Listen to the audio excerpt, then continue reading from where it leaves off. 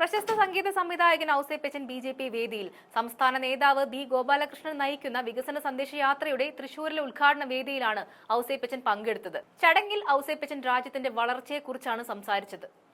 ഭാരതം ലോകത്തിൽ ഉയർന്നു നിൽക്കുന്ന രാജ്യമായി മാറിക്കൊണ്ടിരിക്കുകയാണ്. മറ്റു രാഷ്ട്രങ്ങൾക്ക് മുന്നിൽ വളർച്ചയുടെ പാതയിലാണ് ഇന്ത്യ.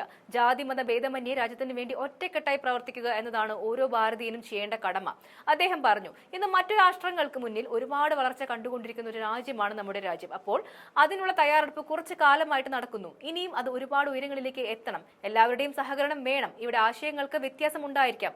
ഒരമ്മ പെറ്റ മക്കൾക്ക് പോലും പല ആശയങ്ങളും പല ഇഷ്ടങ്ങളും ഉണ്ടാവാം. പക്ഷേ അവരുടെ കുടുംബത്തിന് വേണ്ടി അവർ ഒരുമിച്ച് പ്രവർത്തിക്കും.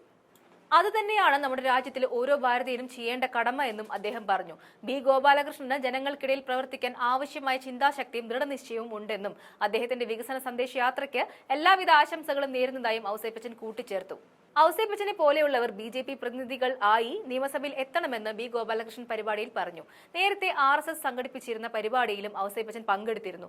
വരുന്ന നിയമസഭാ തെരഞ്ഞെടുപ്പിൽ ബി.ജെ.പി. സ്ഥാനാർത്ഥിയായി ഔസേപ്പച്ചൻ മത്സരിച്ചേക്കുമെന്ന അഭ്യൂഹങ്ങൾക്കിടയിലാണ് ബി.ജെ.പി. വേദിയിൽ ഔസേപ്പച്ചൻ എത്തിയിരിക്കുന്നത്.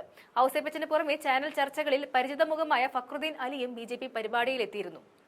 സിനിമാ രംഗത്തു നിന്നും കലാരംഗത്തു നിന്നും പ്രമുഖരെ പാർട്ടിയിലോട്ട് ആകർഷിക്കാൻ ബി.ജെ.പി. നീണ്ട നാളായി ശ്രമിച്ചുകൊണ്ടിരിക്കുകയാണ്. ഇതിനകം തന്നെ നിരവധി താരങ്ങൾ ബി.ജെ.പിയുടെ ഭാഗമായിട്ടുണ്ട്. മുൻപ് ഉണ്ണി മുകുന്ദനെ പോലുള്ള നടന്മാർ ബി.ജെ.പിയിൽ ചേരുമെന്ന അഭ്യൂഹങ്ങൾ വന്നിരുന്നെങ്കിലും അതിൽ ഒരു അന്തിമ തീരുമാനം ഉണ്ടായിരുന്നില്ല.